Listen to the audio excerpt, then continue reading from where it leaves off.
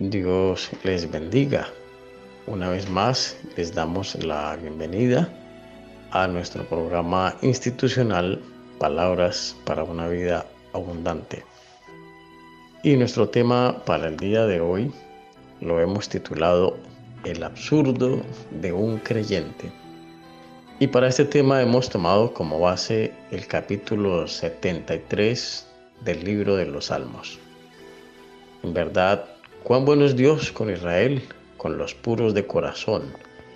Yo estuve a punto de caer y poco me faltó para que resbalara. Sentí envidia de los arrogantes al ver la prosperidad de esos malvados. Ellos no tienen ningún problema. Su cuerpo está fuerte y saludable. Libres están de los afanes de todos. No les afectan los infortunios humanos. Por eso lucen su orgullo como un collar y hacen gala de su violencia. Están que revientan de malicia y hasta se les ven sus malas intenciones. Son burlones, hablan con doblez y arrogantes, oprimen y amenazan.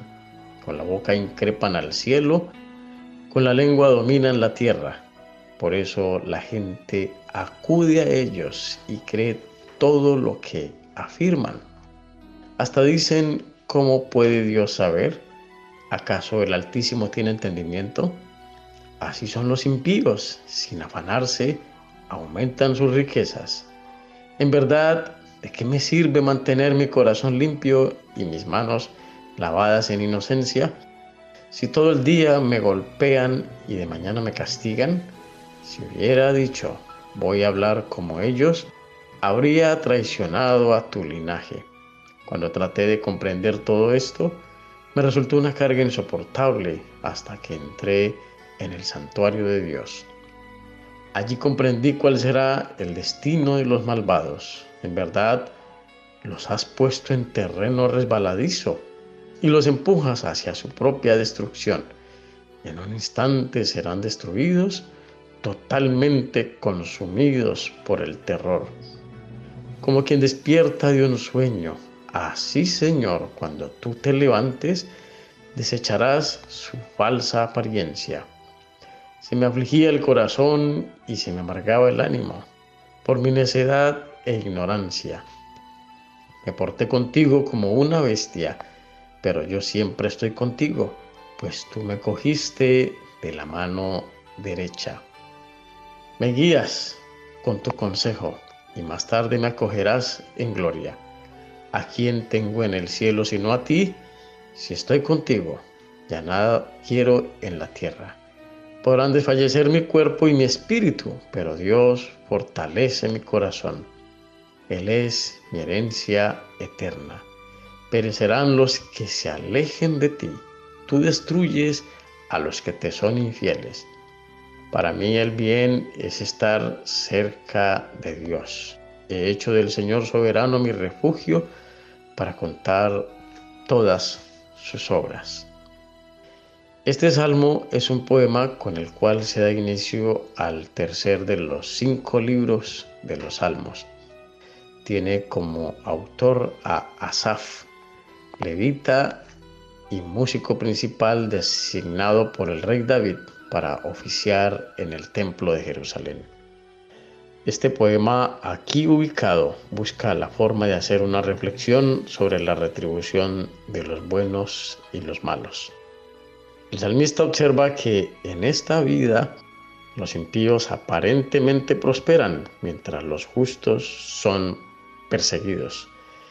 El poema está dividido en 2 partes básicamente iguales.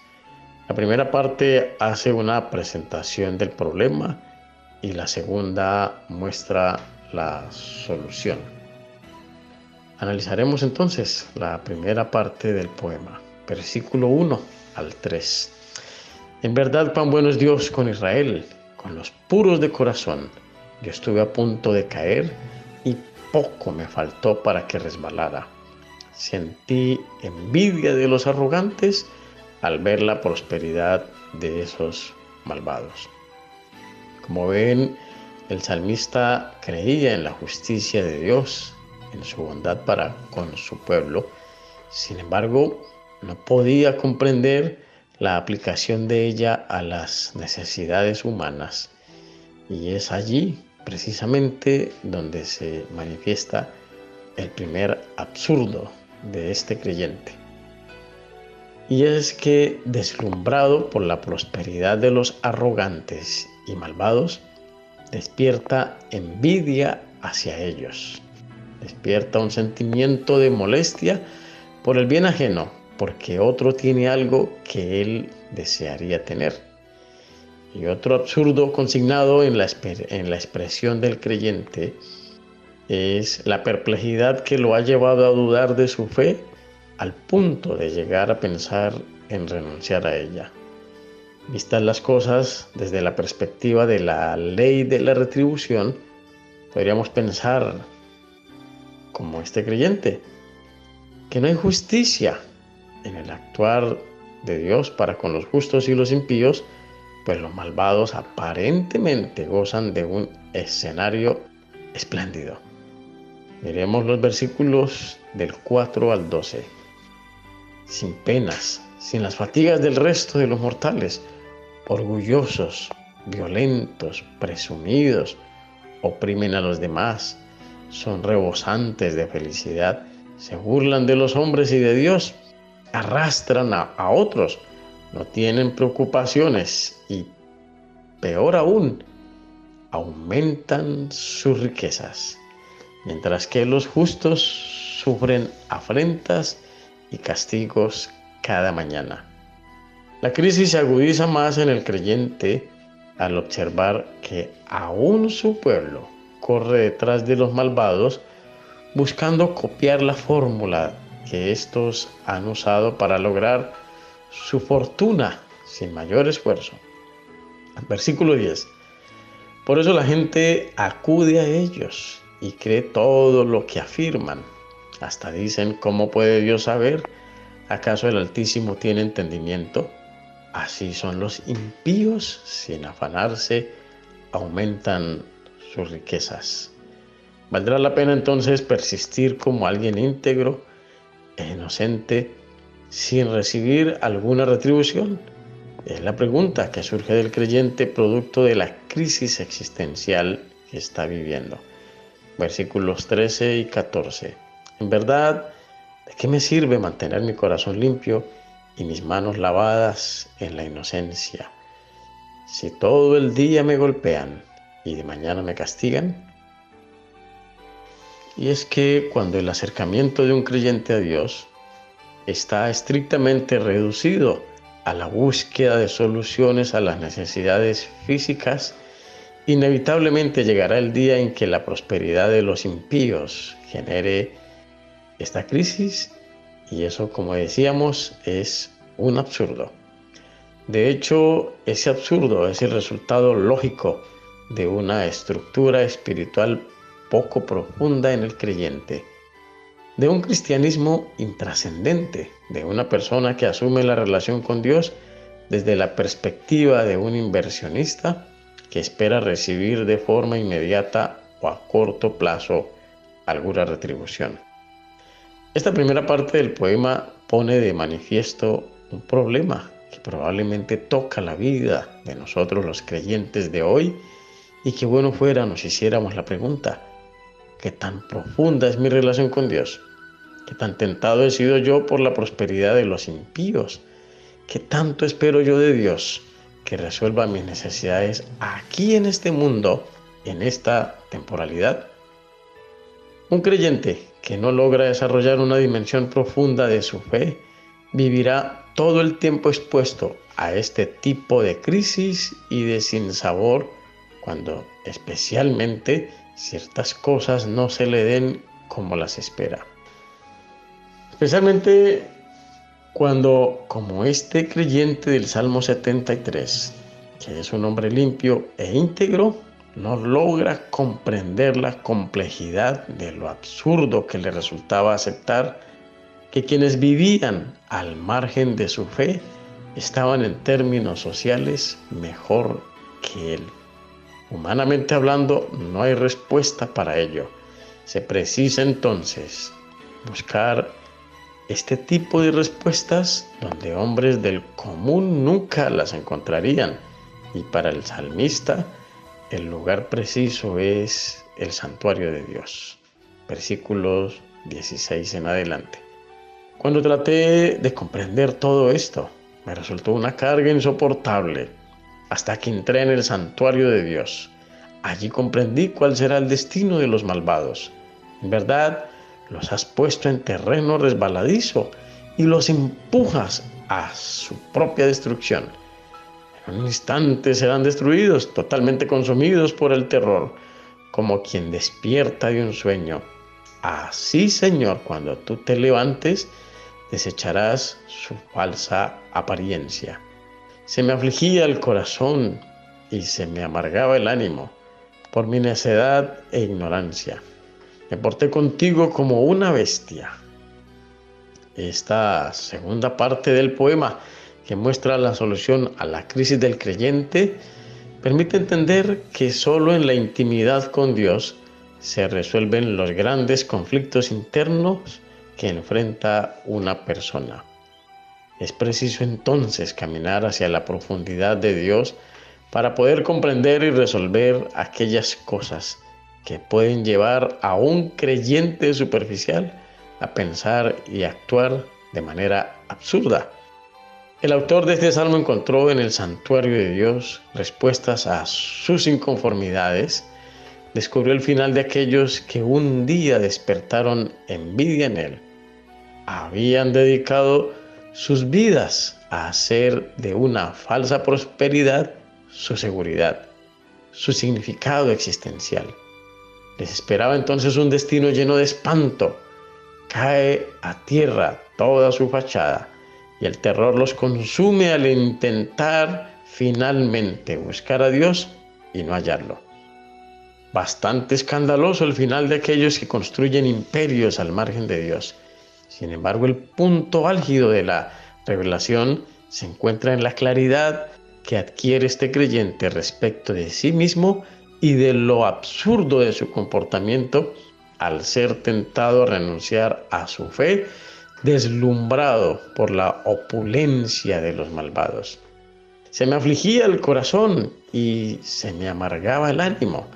Por mi necedad e ignorancia me porté contigo como una bestia. Es magnífica la experiencia de Asaf, el autor de este valioso poema, un salto evolutivo de la fe, un antes y un después. Sin embargo, el nivel de revelación para ese entonces aún era limitado. No basta solo descubrir el fin de los malvados y la desubicación propia. Es preciso que el creyente de hoy se dé a la tarea de desarrollar un sentido eterno de su vida y que entienda que es posible que muchas de las cosas con las que sueña o anhela no se le den en este mundo y que ello no debe perturbar su fe al ver cómo los perversos y malvados prosperan. Pues las promesas de Dios para su pueblo tienen connotaciones más para la eternidad que para este mundo, y es precisamente esa la idea presentada por el autor del libro de los Hebreos en el capítulo 11, versículos del 13 al 16. Por la fe, todos ellos murieron sin haber recibido lo que se les había prometido, y solo llegaron a ver esto a lo lejos, pero lo creyeron y lo saludaron, pues reconocieron que eran extranjeros y peregrinos en esta tierra. Porque los que dicen esto claramente dan a entender que buscan una patria, pues si hubieran estado pensando en la patria de donde salieron, tiempo tenían para volver. Pero ellos anhelaban una patria mejor, es decir, la patria celestial.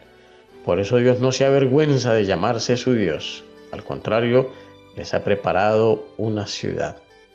La perspectiva de lo eterno supera con creces los niveles de insatisfacción que una persona pueda vivir en este mundo. Un creyente que no desarrolle una perspectiva de lo eterno está condenado a vivir reducido a la satisfacción de sus necesidades físicas, anhelando tener inclusive lo que otros tienen, lejos del presupuesto de Dios para su vida Y esto es un absurdo.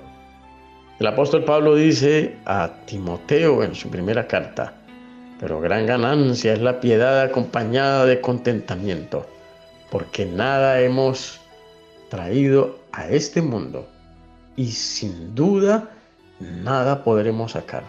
Así que teniendo sustento y abrigo, estemos contentos con esto, porque los que quieren enriquecerse caen en tentación y lazo, y en muchas codicias necias y dañosas que hunden a los hombres en destrucción y perdición. Porque raíz de todos los males es el amor al dinero, el cual codiciando algunos se extraviaron de la fe y fueron traspasados de muchos dolores. Por eso, hermanos, ¿qué tanto significado tiene para usted el sentido de lo eterno? ¿Cuánto pesa la eternidad en usted?